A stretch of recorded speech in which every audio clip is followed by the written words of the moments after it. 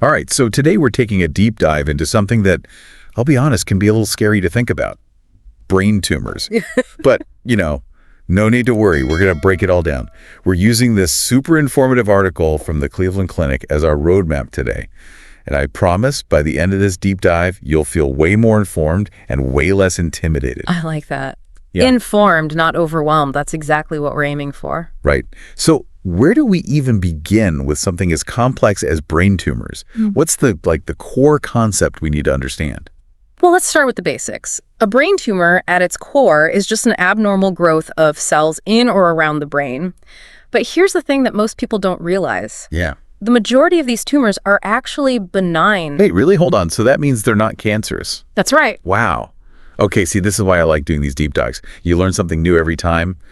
I think, like most people, I just automatically assume the worst when I hear brain tumor. It's a really common misconception. Only about 1/3 of brain tumors are actually malignant or cancerous. Okay, well, that's a little bit of a relief, I guess. Yeah. But even if a tumor isn't cancerous, can it still cause problems?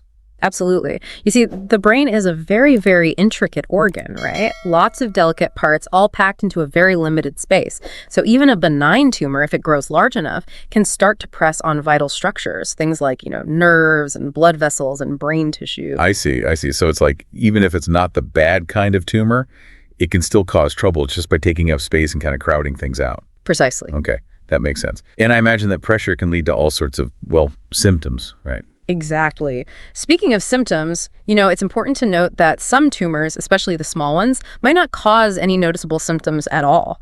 But let's say you start experiencing all of a sudden these really severe headaches, like they're worse in the morning, maybe they even wake you up at night, or, you're finding it harder to think clearly or to speak or to remember things. These could be warning signs that something's not quite right. So basically, if you notice anything unusual, anything that's just off, don't just write it off as stress or, one too many late nights. Absolutely. It's always better to be safe than sorry, especially when it comes to brain health. Good advice. Good advice. Now, I know there are a ton of different types of brain tumors, right? Over 150, is that what I read? That's right. So how do doctors even start to make sense of all that variety? Well, they've developed a system for classifying them based on several factors. So first, they look at whether the tumor originated in the brain itself. These are called primary brain tumors, and that's what we're focusing on in this deep dive.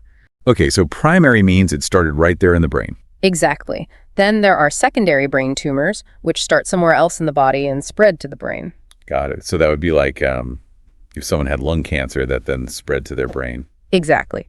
But for today, let's stick with those primary brain tumors. Doctors further categorize them based on where in the brain they start, what kind of cell they develop from, and of course, whether they're benign or malignant. All right, so it gets pretty specific. Can you give us some examples of these different types? Let's start with the usually benign ones. Sure. One of the most common types is called a meningioma. These tumors usually grow pretty slowly, and they form in the meninges. Those are the protective layers that surround the brain and spinal cord. Interesting. So even though they're not typically cancerous, their location could still be an issue, right? Being right there up against those vital areas. Exactly. Another common type is called a pituitary adenoma. These develop in the pituitary gland, which controls hormone production in the body. Oh, wow. So those could really throw your hormones out of whack. They can indeed. They also tend to be slow-growing, but they can cause problems by either overproducing or underproducing certain hormones. I see. Okay, that makes sense. Now, what about those more serious types, the malignant ones? Those are the ones that I think people tend to fear the most, right? Yes, and for good reason. The most common type of cancerous brain tumor is called a glioma. They make up a large percentage, actually, 78% of all cancerous brain tumors. And they develop from what we call glial cells, which are the support cells in the brain. There are actually different types of gliomas. Some are more aggressive than others. I've heard the term glioblastoma or GBM. Is that one of the more aggressive types? Yes, glioblastoma is the most aggressive type of glioma, and it grows very quickly. Another type we should mention is medulloblastoma. It's the most common cancerous brain tumor in children, and it's also very fast-growing. So we've got this spectrum of tumor types, right? From the ones that are slow-growing and typically benign to the ones that are more aggressive and, cancerous. It's a lot to take in. It is. And to make things even more complex, the exact causes of most brain tumors are still a bit of a mystery. So no simple answer to the question of why me if someone gets that diagnosis. Not yet, but researchers are actively investigating potential factors. For example, we know that exposure to high levels of radiation, like, say, radiation therapy for a previous cancer, can increase the risk. Okay, so that's definitely something to keep in mind. What about genetics? Does family history play a role? It can, but only in a small percentage of cases. There are some rare inherited genetic syndromes that increase the risk, but for the vast majority of people, family history isn't a major factor. Okay. Good to know. So for most people, it's still a bit of a mystery why these tumors develop. That's right. But ongoing research is constantly shedding new light on this complex interplay of, genes and environmental factors. Well, fingers crossed for those breakthroughs. But in the meantime, let's say someone is experiencing those concerning symptoms we were talking about earlier. What happens next? Like, how do doctors actually go about diagnosing a brain tumor? Well, it all starts with a really thorough medical history review. Your doctor's going to want to know all about your symptoms, any past health conditions, medications you're taking, even your family's medical history. They really try to get the whole picture. So it's kind of like putting together a puzzle looking for clues. Exactly. They'll also perform a neurological exam, which is a series of tests to assess your balance, your coordination, your reflexes, your mental status, your vision, and your hearing. And I imagine that helps them pinpoint which area of the brain might be affected. That's right. It's all about narrowing down the possibilities. And then there's a crucial step, imaging. Ah, yes. The MRI and CT scans. Exactly. MRI, or magnetic resonance imaging, is usually the preferred method for identifying brain tumors. It provides amazingly detailed images of the brain, and it shows the tumor size, its location, even some of its characteristics. What about CT scans? Are those used too? Yes, CT scans, which use X-rays to create those images, they're a good alternative if someone can't have an MRI, maybe because they have a metal implant or something. Okay, makes sense. I've also read about these things called contrast agents.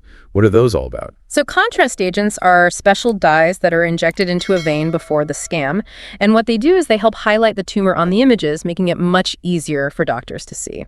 Oh, so it's like almost like putting a spotlight on the problem area, making it stand out. That's a great way to put it. These imaging techniques, they give doctors a visual roadmap, guiding them towards the best course of action. This is all so fascinating. I feel like we've covered so much already, and we haven't even gotten to the treatment part yet. Should we pause here and come back for part 2? Welcome back to our deep dive into brain tumors. Glad you're still with us. We're about to jump into the treatment side of things. I'm ready. This is the part I've been really curious about, especially after, hearing about all those different types of tumors and how complex they can be. Like, how do doctors even begin to decide on a treatment plan? Well, you're right. It is a complex landscape, and there's no one-size-fits-all approach. Treatment plans are very individualized. Doctors take into account the type of tumor, the size, its location, the patient's overall health, and even their preferences. Okay, yeah, that makes sense. So I guess the simplest scenario would be a benign tumor. What's the typical approach in those cases? Right. So for benign tumors that are causing problems, surgery is often the first line of defense. The goal is to remove as much of the tumor as possible, of course, while preserving healthy brain tissue. Right. And I remember you mentioned craniotomies in the last part. That's where surgeons remove a portion of the skull to access the brain. That's right. Sounds pretty intense. It is a major surgery, yes. But the good news is that advancements in technology and surgical techniques have made craniotomies much safer and, less invasive than they used to be. Neurosurgeons are incredibly skilled. They use all sorts of sophisticated tools to guide them during the procedure. Like what? What kind of tools? Well, for instance, they might use what's called image-guided surgery. It's almost like having a GPS for the brain. They have these real-time images displayed during the operation, which helps them navigate with incredible precision. And sometimes they'll even use something called intraoperative MRI. Intraoperative MRI, what's that? So basically, they have an MRI machine right there in the operating room. Whoa, that's wild. What's the advantage of that? Well, it allows them to actually take scans during the surgery. That way, they can confirm that they're getting all of the tumor, but also that they're not damaging any healthy tissue. It's like having a built-in double-check system. That's incredible. So they can actually see what they're doing in real time as they're operating. Exactly. It sounds like the technology is constantly evolving to make these procedures as safe and effective as possible. It really is. And in some cases, surgeons will even perform what's called an awake craniotomy. Awake craniotomy. Wait, so the patient is conscious during brain surgery? They are. That's crazy. Why would they do that? Well, it might sound scary, but it's actually a very valuable technique for tumors that are located near critical areas of the brain, areas that control essential functions like speech or movement. Oh, I see. So they need the patient to be awake to make sure they're not accidentally damaging those crucial areas. Precisely. They might have the patient, perform tasks or answer questions during the surgery so they can monitor their brain function in real time. Wow, that's just mind-blowing. Okay, so that's surgery. But what about other treatment options like radiation therapy? I know you mentioned a couple different types last time. External beam radiation and radiosurgery. Right. Can you break those down a bit more? Of course. So external beam radiation is the most common type. It involves using a machine outside the body to deliver these high-energy X-rays to the tumor. So they're basically aiming this powerful beam of energy at the tumor to try to destroy those cancerous cells. That's a good way to think about it. The radiation damages the DNA of the cancer cells, which prevents them from growing and dividing. Okay, and how is radiosurgery different? So radiosurgery is a much more targeted approach. They use these very highly focused beams of radiation to zero in on the tumor with pinpoint accuracy. And there's no actual cutting involved, which is why it's called radiosurgery. So it's like a super precise form of radiation therapy that minimizes damage to the surrounding healthy tissue. Exactly. And because it's so precise, it can often be done in a single session, although sometimes multiple sessions are needed. Interesting. All right, let's shift gears a bit and talk about chemotherapy. Now, we touched on this earlier. Chemotherapy uses drugs that target rapidly dividing cells, which is, a characteristic of cancer. But how does it actually work in the context of brain tumors? So chemotherapy drugs work by basically interfering with those processes that cells need to grow and divide.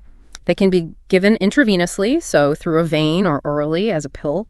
And sometimes chemotherapy is even delivered directly into the cerebrospinal fluid, the fluid that surrounds the brain and spinal cord. How do they do that? Well, it can be done through a device called an Ommaya reservoir, which is surgically implanted under the scalp. Wow, so there are a lot of different ways to deliver these powerful treatments. But I know chemotherapy can have some pretty rough side effects. Unfortunately, that's true. The thing is, chemotherapy drugs don't really discriminate between cancerous cells and healthy cells, which can lead to a range of side effects like nausea, vomiting, hair loss, fatigue, even a weakened immune system. That's a lot to deal with, especially on top of everything else they're going through. But are there ways to manage those side effects? Absolutely. There are medications that can help with the nausea and vomiting, and there are things people can do to support their immune system, like, eating a healthy diet, getting plenty of rest. Okay, good.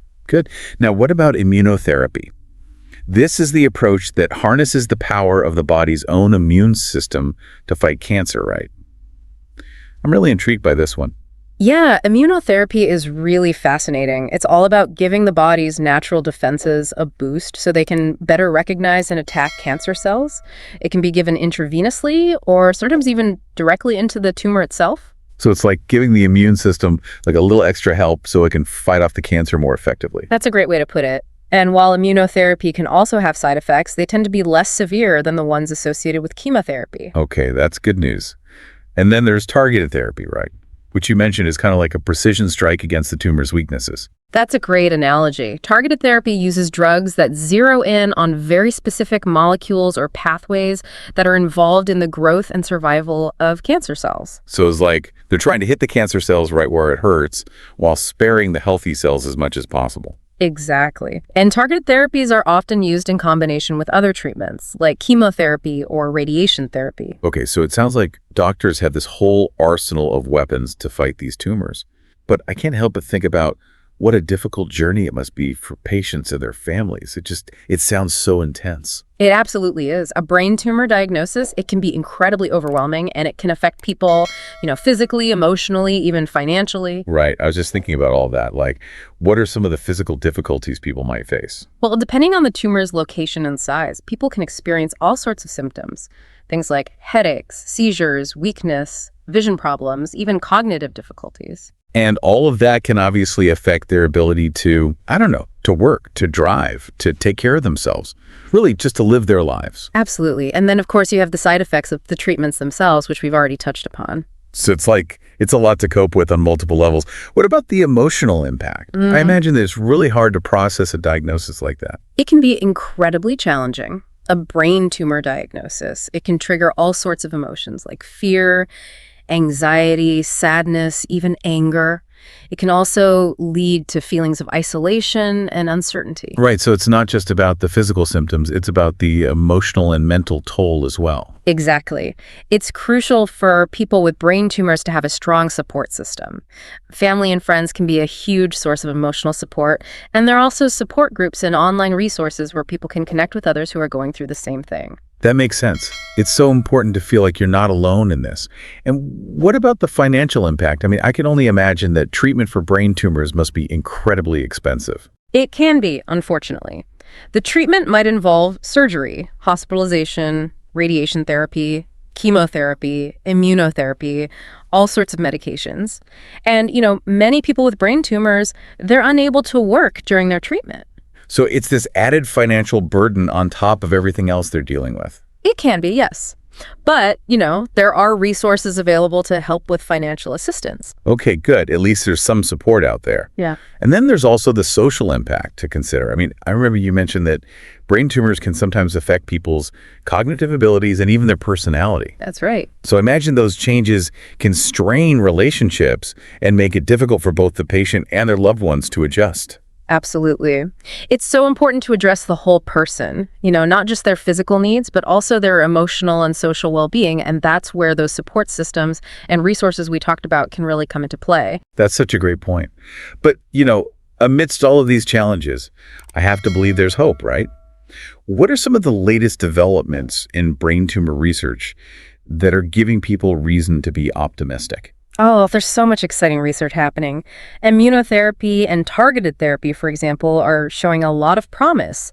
These treatments offer the potential for more effective and less toxic treatments down the road. And if I remember correctly, those are the approaches that are all about harnessing the body's own power to fight off the cancer. Exactly. But that's not all. Researchers are also making a lot of progress in developing new ways to diagnose brain tumors earlier, when they're more treatable. And they're really delving into the genetic and molecular basis of brain tumors, trying to understand how they develop and spread in the first place. So it's kind of a multi-pronged attack, from early detection to more precise and less harmful treatments. Exactly. It's a really active and promising field, and I think there's a lot of reason to be optimistic about the future. That's great to hear. This has been a pretty heavy topic, I'll admit. But I think it's so important to talk about these things, to spread awareness and understanding. I agree. The more we understand about brain tumors, the better equipped we are to support those who are affected by them and to advocate for more research and better treatments. Well said. Okay, so to wrap up this part of our deep dive, I think we've covered a ton of ground. We've talked about the different ways that brain tumors are treated, the challenges that patients face, and some of those exciting advancements that are on the horizon. We have. And in our final part, we're going to tackle some of the common misconceptions about brain tumors, and we'll also talk about some of the amazing resources that are out there for people who are facing this diagnosis. Sounds good to me. So let's take a quick break, and we'll be right back with our final insights. And we're back for our final segment of this deep dive into, well, all things brain tumors. I feel like we've covered so much ground already. I know, right? It's been a really intense but fascinating journey. But before we wrap things up completely, I think it's important that we take some time to, maybe debunk some of the common misconceptions surrounding brain tumors. I agree. Misinformation can be so damaging, especially with something as serious as this. Exactly. So, let's bust some myths. One I hear all the time is that all brain tumors are cancerous. Right. That's a big one. And we did touch on this earlier, but it's worth repeating. Yeah, for sure. I think it's crucial to remember that many, many brain tumors are actually benign. Absolutely. The word tumor itself, it just means an abnormal growth of cells. Yeah. And those cells aren't always malignant. Another misconception I think people have is, if you have a family history of brain tumors, you're automatically going to get one yourself. Oh, yeah. I can see why people would worry about that. But the truth is, only a very small percentage of brain tumors are actually hereditary. Right. We talked about those rare genetic syndromes earlier. But for the vast majority of cases, the causes are Well, they're still largely unknown, right? They are, yeah. And even if you do have a family history, it doesn't guarantee that you'll develop a brain tumor. It just means you might be at a slightly higher risk than someone who doesn't have that family history. So it's not a certainty. It's more like, I don't know, a possibility to be mindful of. Exactly. And while we're talking about risk, another myth I hear a lot is that there's absolutely nothing you can do to prevent brain tumors. Yeah, I think that feeling of helplessness can be really scary for people. Like if you can't do anything to prevent it, what's the point? It's understandable, but, while we can't completely eliminate the risk, there are things we can do to potentially lower it. Like what? Well, one of the biggest things is limiting exposure to radiation. So being mindful of things like medical imaging tests and maybe asking your doctor about the radiation dose. Exactly. And, we talked earlier about how a healthy lifestyle can play a role in reducing the risk of various cancers. That might also be true for brain tumors, although more research is needed. So like, eating a balanced diet, getting regular exercise, not smoking, all that good stuff. Right. Those are all excellent habits to cultivate for overall well-being, and they might just offer some protection against brain tumors as well. Okay, so it's not about living in fear. It's about, making informed choices and taking care of yourself. I like that. And, perhaps the most damaging misconception of all is the idea that a brain tumor diagnosis is an automatic death sentence. Yeah, I think that fear is there for a lot of people, lurking in the back of their minds. It's a very natural fear. But it's so important to remember that treatments have advanced dramatically over the years. And for many people with brain tumors, outcomes have improved dramatically. Right. We talked about all that progress being made with immunotherapy and targeted therapy. And earlier detection methods are getting better all the time. Exactly. And there are tons of stories out there, stories of people who are living long and fulfilling lives after a brain tumor diagnosis. So there's hope. There is. It's not a journey anyone wants to take, but it's not an automatic end. That's the message. Yeah.